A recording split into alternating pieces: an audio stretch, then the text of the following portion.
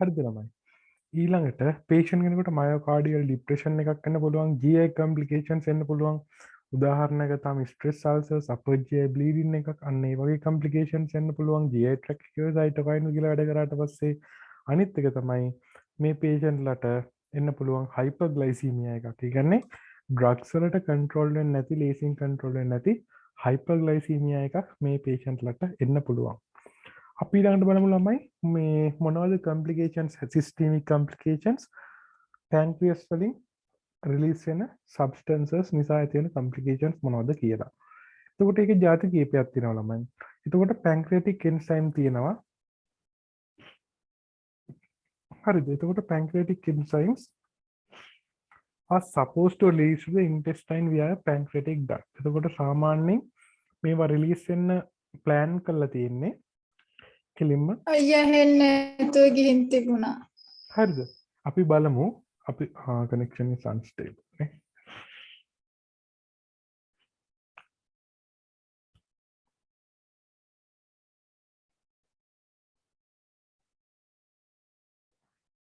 ළමයි දැන් හරිද? හරිද? එතකොට අපි බලමු දැන් මොනවද අපි දැන් අපි systemic inflammatory response නිසා එන complications ටික අපි බැලුවා. දැන් අපි බලමු මොනවද pancreatic එකෙන් release වෙන substances නිසා එන්න පුළුවන් complications කියලා. හරිද ළමයි? එතකොට එකක් තමයි ළමයි pancreatic enzymes අපි හැදිලා තියෙන්නේ කෙලින්ම pancreatic duct එක දිගේ කෙලින්ම intestine එකට වැටෙන්න. හරිද? එතකොට මේ ඒකේ ආකිටෙක්චර් එක වෙනස් වුණාට පස්සේ, කියන්නේ ඒකේ surface epithelium එක degrade කරාට, ඒ කියන්නේ කෙලින්ම digest කරාට පස්සේ කෙලින්ම මේ enzymes blood එකට එකතු වෙනවා. හරිද ළමයි?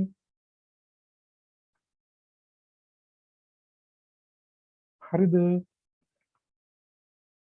හරියි. එතකොට blood එකට lipase එකතු වුණාට පස්සේ මොකද වෙන්නේ?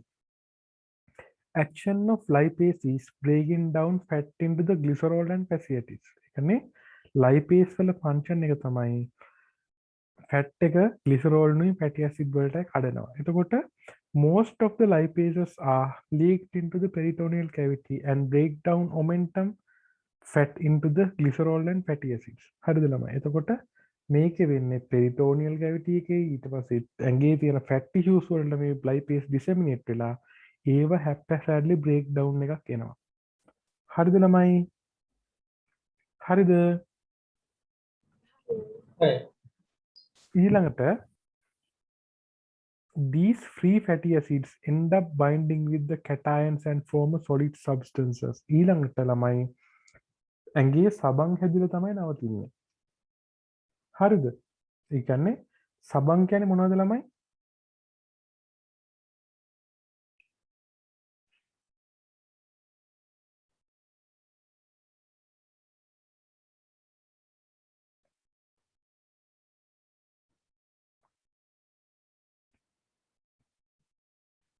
කියලා වෙනවා ළමයි. ළමයි වලට මාව ඇහෙනවද? ළමයි ළමයි ඇහෙනවද මාව? එතකොට මේ ලිපිඩ්ස් ඩිග්‍රේඩ් වුණාට පස්සේ හරිද ඊට පස්සේ සෝඩියම් පොටෑසියම් වගේ ලවණ එකතු වෙලා අන්තිමට ඇඟ ඇතුලේ සබන් වගේ જાති කියන්නේ සැපොනිෆිකේෂන්. හරිද? සෝප් හැදිලා තමයි සබන් වලට සමාන දේවල් හැදිලා තමයි අන්තිමට නවතින්නේ. කියන්නේ කටායන්ස් එක කියන්නේ එකතු වුණාට පස්සේ. ගොඩක් වෙලාවට ෆැටි ඇසිඩ් එක එකතු වෙන සබ්ස්ටන්ස් එක තමයි කැල්සියම්. ලේ වල කැල්සියම් තියෙනවා. කැල්සියම් නුයි ෆැටි ඇසිඩ් නුයි එකතු වෙලා සබන් වර්ග හැදෙනවා. එතකොට ඊළඟට වෙන්නේ ළමයි එකපාරටම ඇඟේ කැල්සියම් ලෙවල් බහිනවා. පේෂන්ට් එනවා හයිපෝකැල්සීමියා එකක්. හරිද ළමයි? හරිද? බනුරි දවසක් ප්‍රශ්නයක් අහලා තිබුණා නේද? කොහොමද මේ හයිපෝකැල්සීමියා එන්නේ කියලා? ඔව් අය. තේරුණා නේද දැන්? ඔවයි. ඊළඟට proteases වර්ග blood එකට release වුණාම මොකද වෙන්නේ? Pancreas secretes non-selective proteases that break down proteins anywhere. Pancreas එකෙන් secrete කරන සමහර substances ඒවට capacity එකක් තියෙනවා ඇඟේ තියෙන ඕනම තැනක තියෙන protein digest කරන්න. එතකොට blood stream is full of selective proteases. හරිද ළමයි? එතකොට blood එකේ තියෙන ඕන තරම් proteins. හරිද? එතකොට මේකෙ වෙන්නේ ඊළඟට coagulate කරන්නේවා ඊට පස්සේ factors හැම එකම haphazardly කඩලා බිඳලා දානවා. හරිද? එතකොට අන්තිමට DIC එකක් වෙන්න පුළුවන්. bleeding manifestations වෙන්න පුළුවන්. සමහරලාට clotting activate වෙන්න පුළුවන්. සමහරට protein CS වගේ ඒවා digest කරොත් clotting path එක activate වෙනවා. හරිද ළමයි? ඔන්න ඔය වගේ manifestations තියෙන්න පුළුවන්. හරිද? හරි. ඊළඟට හරියි. insulin deficiency එකක්. කියන්නේ patient ලට එන්න පුළුවන් insulin deficiency එකක්. එතකොට pancreas එකට තියෙනවා endocrine function එකකුත්. ඒ කියන්නේ hormones secrete කරන function එකකුත් pancreas එකට තියෙනවා ළමයි. එතකොට reduce production of insulin causes insulin deficiency. එතකොට මේ වගේ acute pancreatitis එකක් වගේනකොට insulin production එකත් අඩු වෙනවා. Patient can develop hyperglycemia or hypoglycemia. සමහර patient ලට hyperglycemia හැදෙන්නත් පුළුවන්. සමහර කට්ටියට hypoglycemia හැදෙන්නත් පුළුවන්. insulin deficiency එකක් නිසා. හරිද? insulin හිතා ගන්න බැරි විදියට act කරන නිසා hyperglycemia පැත්තට තල්ලු වෙන්නත් පුළුවන්.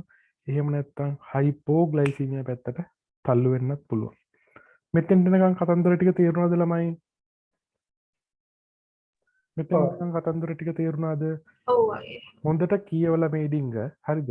විනාඩි 2ක් දෙන්නම් කියවලා තේරෙන්නේ නැති දැනක් තියෙනවනම් අහන්න. දැනට කරපු ටිකේ.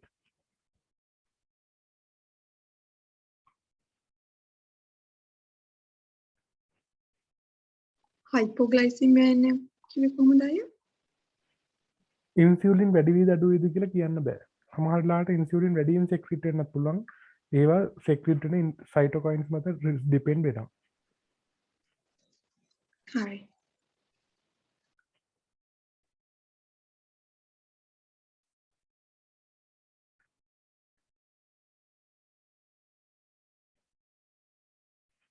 තේරුම් නෑ වගේ තැනක් තියෙනවා නම් අහන්න ළමයි.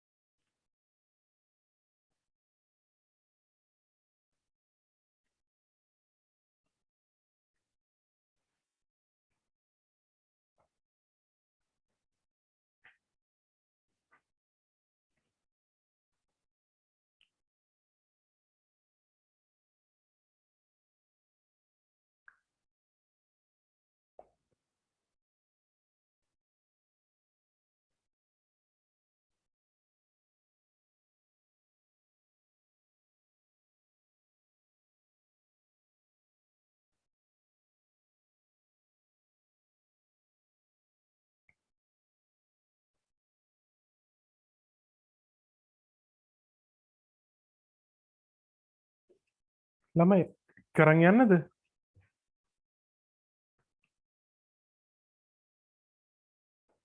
හරියි. හරිද? අපි බලමු කොහොමද හිස්ටරි ටේකින් එකේ වැඩේ යන්නේ කියලා. හරිද ළමයි? එතකොට acute severe epigastric pain එකක් තමයි මේ patient ලා complain කරන්නේ. එතකොට describe the pain associated symptoms. හරිද ළමයි? එතකොට අපි pain analysis එකක් කරනවා. ඒක pain analysis කරන්න කියලා දීලා දෙන්නේ කොහොමද මම?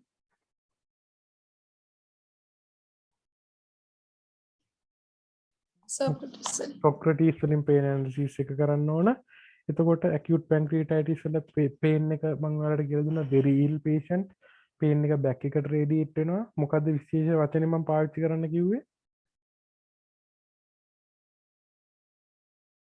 through the back. through the back. හරිද? එතකොට back එකට radiate වෙන through the back relieved with forward bending. ඔයාලට මේවා දැන් කියලා දීලා තියෙන්නේ. එතකොට peptic ulcer එකක් නම් dyspeptic symptoms තියෙනවා. ඒක perforate වෙලා නම් liver dullness එක absent වෙනවා. ඊළඟට biliary colic එකක්. ඒ කියන්නේ patient කෙනෙකුට මේ කොලිගි ටයිප් පේන් එකක්, ඒ කියන්නේ එනවා තද වෙනවා යනවා. අන්න ඒ වගේ කොලිගි ටයිප් පේන් එකක් එනවා පේෂන්ට්ලට. ඊළඟට මේ පේන් එක රයිට් ස්කැපියුලා එකට රේඩියේට් වෙනවා බිලියරි කොලික් ප්ලේන් එකකට. හරිද? ඊට පස්සේ MI එකක් නම් කොහොමද කතන්දරේ? හරිද? MI එකක් නම් කොහොමද කතන්දරේ කියලා බැලුවොත් පේෂන්ට් ටයිට්නින් ටයිප් චෙස් පේන් එකක් ලෙෆ්ට් ටර්න් මේ ලෙෆ්ට් ආර්ම් එක දිගේ හරි ජෝ එකට හරි රේඩියේට් වෙනවා. අනිත් එක තමයි පේෂන්ට් කෙනෙකුට ඔටෝනොමික් සිම්ටම්ස් තියෙන්න පුළුවන්. හරිද? පේෂන්ට් කෙනෙකුට ඔටෝනොමික් සිම්ටම්ස් තියෙන්න පුළුවන්. පේෂන්ට් කෙනෙක් ටොක්සික් ලීල්, එතකොට ඩිස්නියා එකක් තියෙන්න පුළුවන්, ටැකියක් යන්න පුළුවන්. ඊළඟට රප්චර්ඩ් or leaking aortic aneurysm. හරිද? abdominal aortic aneurysm. එතකොට සාමාන්‍යයෙන් aortic aneurysm මේක tearing type pain එකක් තියෙන්නේ. ගොඩක් ලොකු pain එකක්. හරිද? pain එකක් එනවා rupture වෙලා නම් pain එකක් එනවා.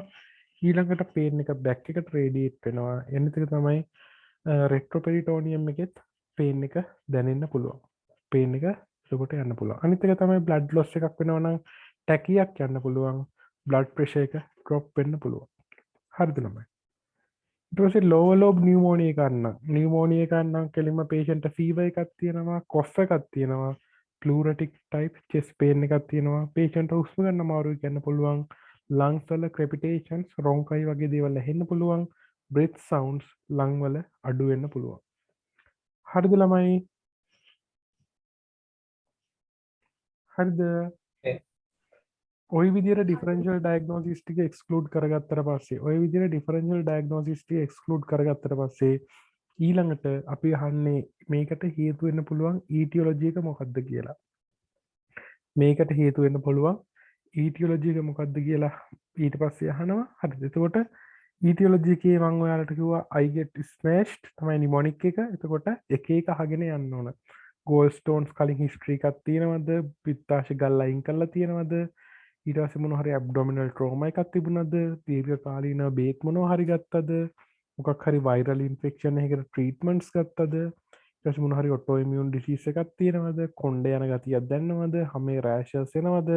කටේ තුවාල එනවද? ළඟදී මොකද ස්කෝපියන් කෙනෙක් මොකද ගෝනුස් එක්ක එහෙම කෑවද? ඊට පස්සේ හයිපර් කැලීමියා එකක් වගේ තියෙනවද? හයිපෝ කැලීමියා තියෙනවද? හයිපර් ට්‍රයිග්ලිසරයිඩීමියා තියෙනවද? චෙස්ට් පේන් එකක් තියෙනවද? පෙරිපර් වැස්කියුලර් ඩිසීසස් තියෙනවද? ඒවෙන් අහන්නේ patient ඩිස්ලිපිඩීමියා එකක් තියෙද කියලා. හරිද? ඊළඟට හයිපර් කැල්සිමියා යන දේවල් තමයි බෝන් පේන් එකක්. ඊළඟට රීනල් ස්ටෝන්ස් තියෙනවා නම් හරිද? ඒ වගේ දේවල් වලින් හයිපර් කැලීමියා එක්ස්ක්ලූඩ් කරගන්න එකක් දෙකක් අහලා. ඊළඟට patient කෙනෙකුට මොකක් හරි ළඟදි කරපු මේ රීසන්ට් ඉන්ස්ට්‍රුමන්ටේෂන් එකක් හරි මොනවා හරි සර්ජරිස් කරලා තියෙනවද? ඒ වගේ කියලා අහලා ඊටියොලොජි එක I get smashed වලින් ඊටියොලොජි එක එලිසිට් කරගන්න. හරිද ළමයි? හරිද? හරි. ඊටියොලොජි එකකින් පස්සේ අපි එන්නේ මොකටද?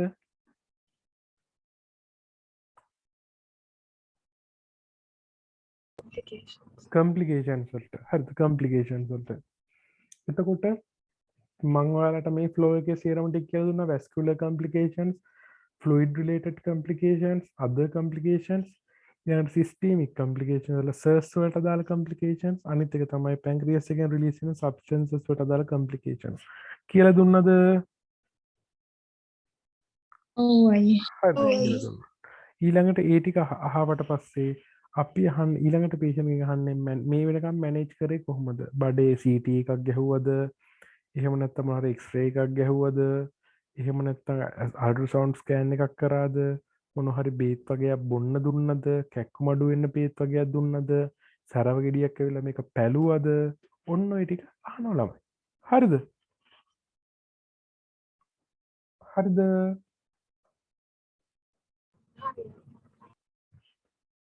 ඊළඟට තියෙන ෆැමිලි හිස්ටරි, සෝෂල් හිස්ටරි ඔය ඉතින් සාමාන්‍ය විදිහට අහන වෙනද අහන පත හැල්ලම තමයි අහන්න ඕන. හරිද ළමයි? Past medical history, allergic history, drug history ඒවයි කිසි වෙනසක් නැහැ. වෙනද අහන ටිකම අහන්න ඕන. හරිද? හරියි. හරිද? ඊළඟට එක්සැමිනේෂන් එකේදී ළමයි ජෙනරල් එක්සැමිනේෂන් එකක් කරන්න ඕන. මේ patient ලගේ thorough systemic examination එකක් කරන්නත් ඕන. හරිද ළමයි? ඒ කියන්නේ ජෙනරල් එක්සැමිනේෂන් එකක් කරන්නත් ඕන, තරෝ සිස්ටීමික් එක්සැමිනේෂන් එකක් කරන්නත් ඕන. එතකොට අපි බලමු මේ වගේ පේෂන් කෙනෙක් ඉන්වෙස්ටිගේට් කරගන්නේ කොහොමද කියලා. මම හැමදේම කියන වගේ ඉන්වෙස්ටිගේෂන් වල ටාගට් එකක් තියෙනවා. පළවෙනි ටාගට් එක ඩයග්නෝසිස් එක මේ කන්ෆර්ම් කරගන්න. එතකොට අපි ඒකදී ඕඩර් කරන පළවෙනි ඉමේජින්గ్ තමයි. එතකොට අපි ඒකට කතා කරන්නේ ඉමේජින් ටෙක්නික්ස් යූස් කරන ඩයග්නෝසිස් එක ස්ටෙබිලයිස් කරගන්න.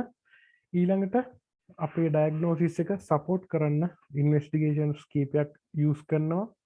ඒව තමයි බයෝකෙමිකල් ඉන්වෙස්ටිගේෂන්ස්. ඒකෙදී යූස් කරන්න පුළුවන් serum amylase levels, lipase levels, inflammatory markers, CRP and WBC levels. හරිද ළමයි?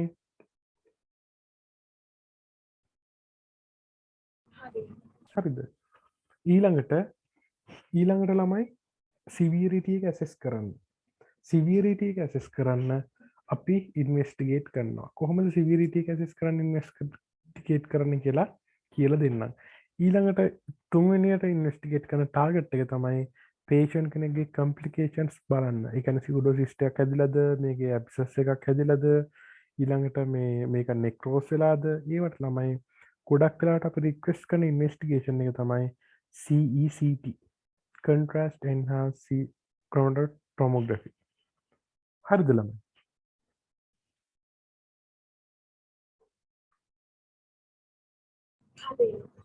ඊළඟට අපි බලමු අපේ පළවෙනි ටාගට් එකට ඉන්වෙස්ටිගේට් කරන්නේ කොහොමද කියලා. එතකොට acute pancreatitis diagnose කරන්න 3 criteria තියෙනවා. හරිද ළමයි? එතකොට triple assessment එකෙන් පොඩි වෙනසකට තියෙන්නේ මේකේ histology වෙනුවට මෙතෙන්ට අවිලා තියෙනවා biochemical markers කියන entity එක. හරිද? හරිද? ට්‍රිපල් ඇසෙස්මන්ට් එකකින් වෙනස් වෙන්නේ අතෙන්ට හිස්ටොලොජි වෙනුවට අනිත් කතන්දර වල ආපු එකට මෙතන රිප්ලේස් වෙලා තියෙනවා බයෝකෙමිකල් මාකර්ස් වලින්. එතකොට ක්ලිනිකල් කියන කම්පෝනන්ට් එක ෆුල්ෆිල් වෙන්නේ කොහොමද? එකක් තමයි ටිපිකල් හිස්ටරි ඇන්ඩ් එක්සැමිනේෂන්. අපි හැමදාම ගන්න හිස්ටරි එකයි එක්සැමිනේෂන් එකනුයි තමයි ඒක කම්ප්ලීට් වෙන්නේ. හරිද? ඊළඟට ඉමේජින් කියන මොඩලිටි එක තමයි දෙවෙනි එක.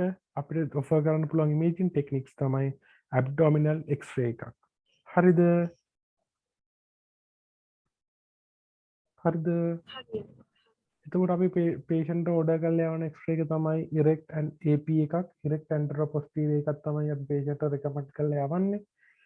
ඊළඟට it is neither specific nor sensitive. X-ray එකකින් එච්චර ස්පෙસિෆික් නුත් නැහැ, සෙන්සිටිවිටි එකත් අඩුයි. ඒ වුණාට acute pancreatitis වල ෆීචර්ස් එලිසිට් කරගන්න ඩිංගක් මේක යූස් කරගන්න පුළුවන්. එතකොට මොනවද අපිට පේන ෆීචර්ස් එක්ස්රේ එකක් ගැහුවට පස්සේ? ගොඩක් වෙලාවට ළමයි අපිට පේනවා ඩයෆ්‍රම් දෙකෙන් එකක් ඉස්සිලා තියෙනවා කියලා. ගොඩක් වෙලාවට වම් පැත්තේ ඩයෆ්‍රම් එක ඉස්සිලා තියෙනවා කියලා. හරිද? එකක් තමයි ඉන්ෆ්ලමේෂන් එකක් පැන්ක්‍රියස් එකේ ඉන්ෆ්ලේම් වෙලා පෙරිටෝනියම් එක ඉරිටේට් වෙලා පෙරිටෝනියල් ඉරිටේෂන් එකක්. හරිද? එතකොට left diaphragm එකට පැත්තේ තමයි පැන්ක්‍රියස් එක තියෙන්නේ. සිස්ට් එකකුත් තියෙන පුළුවන්. එතකොට ස්පේස් ඔකියුපයිස් ලීෂන් එකක්. ඔය වගේ කතන්දර නිසා ඩයෆ්‍රම් එකට වැඩිය පාත් වෙන්න බැරි වෙන්න පුළුවන්. හරිද ළමයි? හරිද?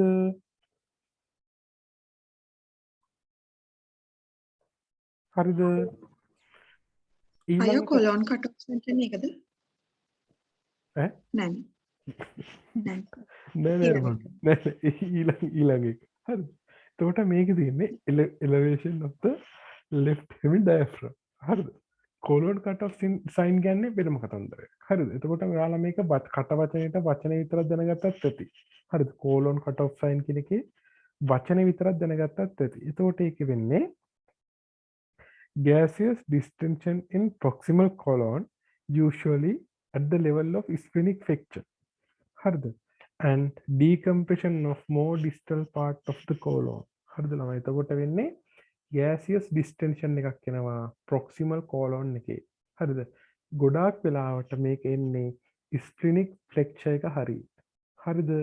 මේක ළමයි මෙච්චර ලොකුවට ඕන නෑ. ඔයාලා නිකන් වචන දැනගත්ත ඇති colon cut off sign කියන එකේ වචන කියා ගන්න පුළුවන් වුණත් ඇති. ඒ කියන්නේ දැන් සිස්ට් එකක් හැදිලා ඕවා හරි මොනවා හරි ඉන්ෆ්ලේම් වෙලා ස්ප්ලීනික් ෆ්‍රැක්චර් එක හරි කම්ප්‍රෙස් වුණාට පස්සේ එතන gaseous distension එකක් එනවා. ඕකට තමයි colon cut off site කියන්නේ.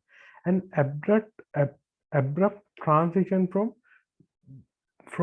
distended to collapse colon. එතකොට එකපාරටම එක transit වෙනවා. එකපාරටම gaseous distension එකක් තිබිලා ඊළඟට මේක එකපාරටම collapse වෙනවා. gas නේ තියෙන්නේ. එතකොට ඒක release වෙලා collapse වෙන්න පුළුවන්. This occurs due to roof of the transverse mesentery of the sphenic structure is stitched into the pancreas. හරිද? It results and pseudo obstruction of the colon. Up to that point, the colon is distended. Beyond that, colon is collapsed due to the functional obstruction. හරිද ළමයි? මේක එච්චර ඔලුවට දාගන්න මහන්සි වෙන්න එපා. colon cut off sign කෙනකොට ඔයාලා ඔලුවට තියාගන්න එකපාරටම gaseous distension එකක් තියෙනවා. ඒ කියන්නේ obstruction එකට කලින් තැන ඉඳලා distension එකක් තියෙනවා. ඊට අනිත් තැන්වල එතනින් පිටිපස්සට තියෙන්නේ collapse state එකක් bubbles. ඊට පස්සේ ඔය gaseous distension එක සමහර වෙලාවට රිලීස් වෙලා ආපහු ෆිල් වෙන ඉෆෙක්ට් එකක් තියෙනවා. ඔය වගේ පොඩි අයිඩියා එකක් තියන්න ඊට එහා කටපාඩම් කරලා නැහින්න එපා. හරිද ළමයි? හරිද? හරියි. හරිද? ඇත්තම කියනවා නම් මේ sentinel loop කියන ඒවායි නම විතරක් පාඩම් කරාම ඇති ඊට එහා පාඩම් කරන්න යන්න එපා. sentinel loop, renal halo sign කියන එක pancreatic calcifications නම් ඔයාලා දන්නවා. හරිද? මෙන්න මේවයි වචන විතරක් පාඩම් කරගත්තා නම් වැඩිත් එක්ක ඇති. හරිද? එතනින් එහාට ඔයාලගෙන් අහන්නේ මොකද්ද හේලෝ සයින් එක කොහොම කියලා. ඕව අහන්නේ වචන විතරක් දැනගත්තාම වැඩිත් එක්ක ඇති. හරිද ළමයි? හරිද? මම පාඩම් කරෙත් වචන විතරයි. හරිද ළමයි? හරිද? එතකොට අපි දෙවෙනි ඉන්වෙස්ටිගේෂන් එක තමයි අල්ට්‍රාසවුන්ඩ් ස්කෑන් එක. ඒක එච්චර හොඳ good imaging modality එකක් නෙවෙයි pancreas එක බලන ultrasound scan එක diffuse to visualize difficult to visualize the pancreas because there are distended bowel loops between probe and pancreas. ඒ කියන්නේ pancreas එක retroperitoneal, pancreas එක retroperitoneal. එතකොට ultrasound scan එකේදී අපි යවන wave එක dilute වෙනවා wave එක උඩින් තියෙන බවල් නිසා. හරිද? උඩින් තියෙන බවල් නිසා අපි යවන වේව් එක ඩයලූට් වෙනවා. ඒක නිසා වෙන්නේ ළමයි මේක එච්චර හොඳ රේඩියොලොජිකල් ඉමේජ් එකක් ජෙනරේට් කරන්නේ නැහැ. හරිද ළමයි? හරිද? හරි. ඊළඟට ultrasound scan is done within 24 hours if suspected gallstone pancreas. හරිද ළමයි? එතකොට gallstone එක නිසා මොනවා හරි pancreatic කවුලක් ගිහිලා තියෙනවා කියලා දැනෙනවා නම් කෙලින්ම පැය 24ක් තිස්සේ පැය 24ක් ඇතුළත මේ ultrasound එක offer කරන්න ඕන. Because they are the usually the culprit gallstone passes into the duodenum via common bile duct. ඒ කියන්නේ common bile duct එක දිගේ මේක ගල් මේ අපේ බ්ලොක් කරන් ඉන්න ගල පාස් වෙනවද කියලා බලන්න ultrasound එකෙන් බලන්න ඕන. But sometimes it is still in the common bile duct. මොනවා හරි ගලක් නිසා බ්ලොක් වෙලා තියෙනවා නම් මුල් පැය 24 ඇතුළත බැලුවොත් ඒ ගල තාම අර ඇම්පුලා එකේ වගේ පොඩ්ඩක් ඔබස්ට්‍රක්ට් කරගෙන ඔබස්ට්‍රක්ට් නේ partially obstruct කරන් තියෙනවා වෙන්න පුළුවන්. හරිද ළමයි? අය අල්ට්‍රාසවුන්ඩ් එක රිට්‍රෝපෙරිටෝනියල් තිබ්බම මේ වේව්ස් ඩයිලුට් වෙනවද? මොකද? අල්ට්‍රාසවුන්ඩ් ප්‍රෝබ් එක මේ රිට්‍රෝපෙරිටෝනියල් කියන්නේ මේ පිටිපස්සෙන් තිබ්බොත් එහෙම එතකොටත් ඩයිලුට් වෙනවද වේව්ස්? ඒ එතකොට බෝනි ස්ට්‍රක්චර් එකක් හරහානේ යන්න වෙන්නේ බණුරේ. හරිද? බෝන් ඩෙන්සිටි එකක් කරන් ඊළඟට රේස් යන්න වෙන්නේ. එතකොට ඒක එතකොට කිඩ්නීස් එහෙම බලන්න ඉතින් පැත්තෙන් තියලා බලනවා තමයි මම නම් දැකලා තියෙන්නේ. කියන්නේ ඇබ්ඩොමිනල් වෝල් එකේ ලැටරල් පැත්තෙන් අප්‍රෝච් කරනවා තමයි කිඩ්නීස් වලට මම දැකලා තියෙන්නේ නම්. ඒ කියන්නේ උඩින් බලන්න පුළුවන් වේව් එක එච්චර ඒ කියන්නේ පහළට යනකොට වේව් එකේ ස්ට්‍රෙන්ත් එක අඩු වෙනවා. කියන්නේ මේ හොඳ ඉමේජ් එකක් දෙන්නේ නැහැ. හරිද? වැඩේ තව අමාරුයි අර බබල් ලූප් ඇතුලේ මේ එයා කන්ටෙන්ට් එක වැඩි වුණොත් බබල් ලූප් ඇතුලේ එයා කන්ටෙන්ට් එක වැඩි වුණොත් වැඩේ තව අමාරුයි. හරිද? මම පිටිපස්සෙන් නම් අල්ට්‍රාසවුන්ඩ් එක තියලා බලනවා කොහෙවත් දැකලා නැහැ. හරිද? හරිද? හරි. මේ උපරිම මම දැකලා තියෙන්නේ මේ සයිඩ් එකෙන් පැත්තෙන් එනවා විතරයි මම දැකලා තියෙන්නේ. يعني ඒකෙන් ඇන්ගල් එක ගන්නවා සාමාන්‍යයෙන් පැත්තෙන් ඇවිල්ලා. ඒ කියන්නේ පැත්තෙන් පිටිපස්සට වෙන්න. ඒ ඇන්ගල් එක ගන්නවා විතරයි මම සාමාන්‍යයෙන් මේ දැකලා තියෙන්නේ. කෙලින්ම පිටිපස්සේ එනවා නම් මම එච්චර දැකලා නෑ බනෝරි. හරිද? හරි. ඊළඟට but sometimes it's Q1 that means the patient. Patient's bilirubin begins to rise.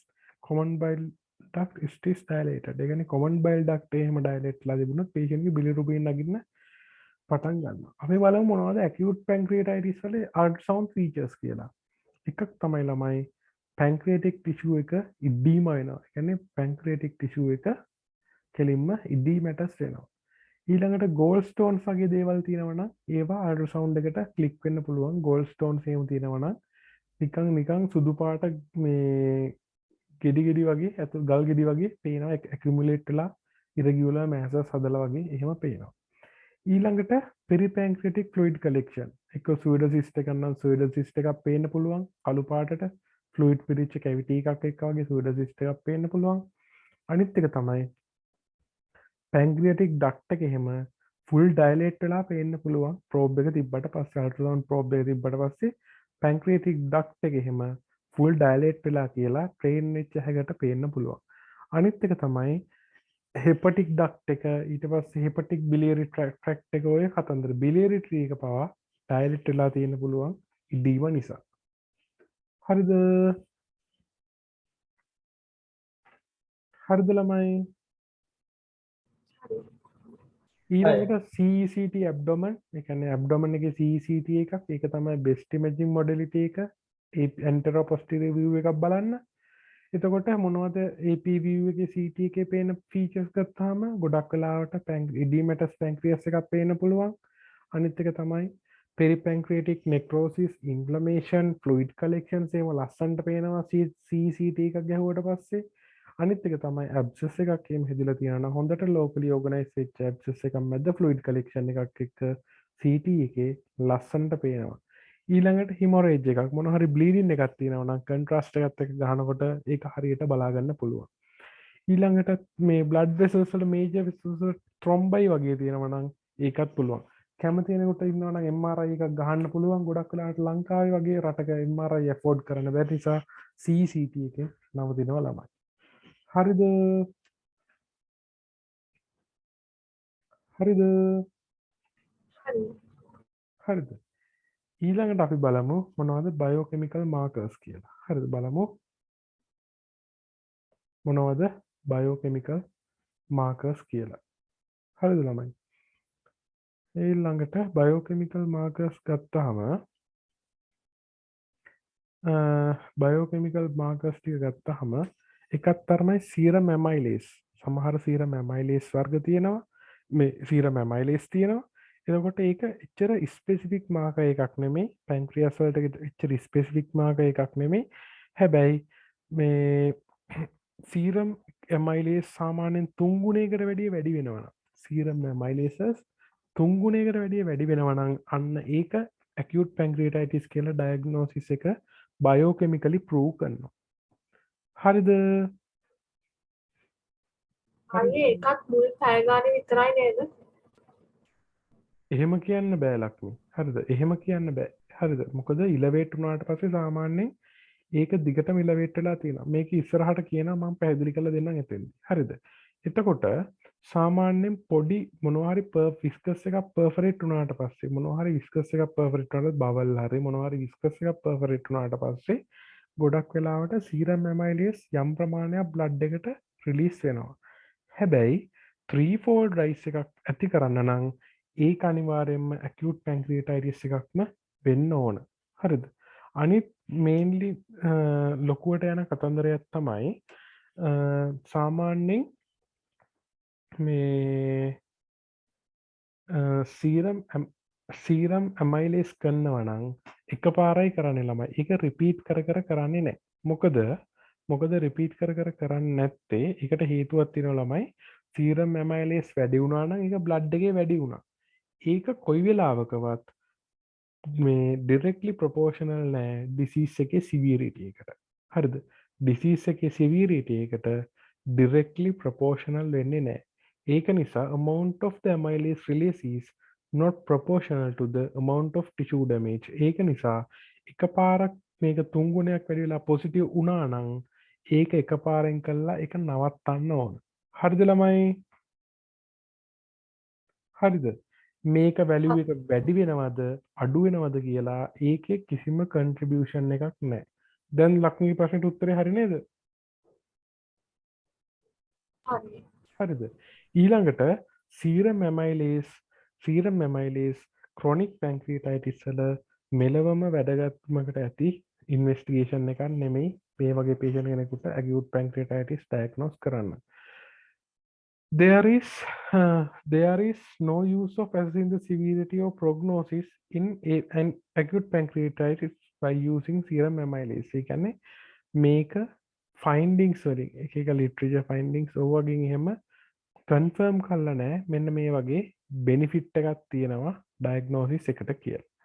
ඊළඟට if there is a massive pancreatic necrosis serum amylase levels will be very low. ඒ කියන්නේ ළමයි අපි සීරම් ඇමයිලේස් ලෙවල්ස් ලොකුවට එක්ස්පෙක්ට් කරාට ගොඩක්ම ලෝ level එකක් තියෙනවා නම් ඒකෙන් කියන්නේ පැන්ක්‍රියටික් ටිෂු එක හිතාගන්න බැරි තරම් නෙක්‍රෝස් වෙලා කියලා. හරිද ළමයි? හරිද? ළමයි හරි අයියා. සීරම් ඇමයිලේසස් සාමාන්‍යයෙන් රිපීට් කරන්නේ නැහැ ළමයි. එකපාරක් කරා වැඩි නම් වැඩි එච්චරයි එකපාරෙන් ඉවරයි. Sometime there can be false positive and false negative results with amylase. හරිද ළමයි? සමහර වෙලාවට false positive වෙන්නත් පුළුවන් වෙලාවල් තියෙනවා, false negative වෙන්නත් පුළුවන් වෙලාවල් තියෙනවා. හරිද? එතකොට මේ false positive වෙන වෙලාවල් තමයි ළමයි මොනවා හරි renal impairment එකක් තියෙනවා නම් mainly amylases වර්ග kidneys වලින් excrete වෙන්නේ amylases වගේ kidneys වලින් excrete වෙන්නේ ඊළඟට renal impairment එකක් තියෙනවා නම් patient කෙනෙකුගේ renal impairment එකක් තියෙනවා මේක false blindly positive වෙන්න පුළුවන්. අනිත් එක තමයි patient කෙනෙකුට salivary tumor එකක් ඊට පස්සේ parotid gland එක inflame වෙලා තියෙනවා නම් salivary amylase blood stream එකට release වෙලා blood එකේ amylase level එක උඩ යන්න පුළුවන්. ඊළඟට falsely negative හරිද මොනවද false negative results දෙන්න පුළුවන් එකක් තමයි ළමයි සාමාන්‍යයෙන් amylase levels blood එකේ තියෙනවා පැය 48ක් 72ක් අතර ප්‍රමාණයක්. එතකොට patient කෙනෙකුට මේ time duration එකේ false negative values දෙන්න පුළුවන්. අනිත් එක තමයි ළමයි can do a urine amylase test because amylase is secreted through urine. It lasts for about 2 to 3 weeks. හරිද ළමයි? ඒ කියන්නේ සාමාන්‍ය urine excretion එක amylase වල සති දෙකක් තුනක් තිස්සෙම continue වෙනවා. ඊළඟට biochemical marker එක තමයි ළමයි serum lipase. ඒක ටිකක් sensitive මේ amylase වලට වැඩිය. එතකොට ඒක last වෙනවා සති දෙකක් තුනක් විතර blood stream එකේ last වෙනවා. එතකොට lipase level එක 3 ගුණයකට වැඩි නම් මේකත් ළමයි කතන්දරේ කෙලින්ම acute pancreatitis වෙන දෙයක් නෙමෙයි. හරිද ළමයි? හරිද? හරිද ළමයි? හරි අයියා. හරි. ඊට පස්සේ ඔය ක්‍රයිටේරියාස් තුනෙන් මොනවා හරි දෙකක් ෆුල්ෆිල් කරනවා නම් ඒක වැඩිත් එක්ක ඇති ළමයි මේ acute pancreatitis diagnose කරගන්න. හරිද ළමයි? ගොඩක් වෙලාවට ළමයි CT එක වගේ දේවල් ගණන් මිල අධික නිසා ගොඩක් වෙලාවට බයෝකෙමිකල් එකයි history examination වලින් diagnosis එක confirm කරගන්න try කරනවා. හරිද ළමයි? හරිද ළමයි? ළමයි ඔයාලට මෙතෙන්ට එනකම් මොනවා හරි ප්‍රශ්න තියෙනවද මොනවා හරි?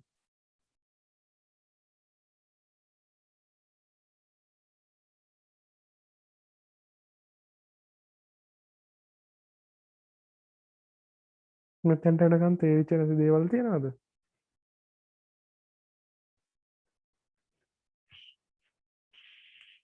ළමයි මෙතෙන්ට වෙනකන් තේරිච්ච නැති දේවල් තියෙනවද?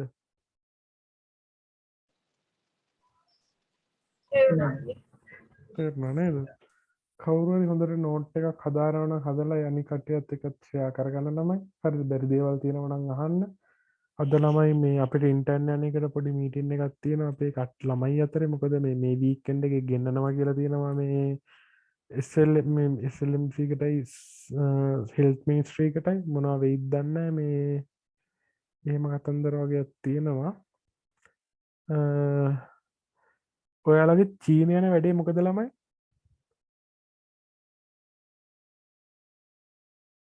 ළමයි චයිනද?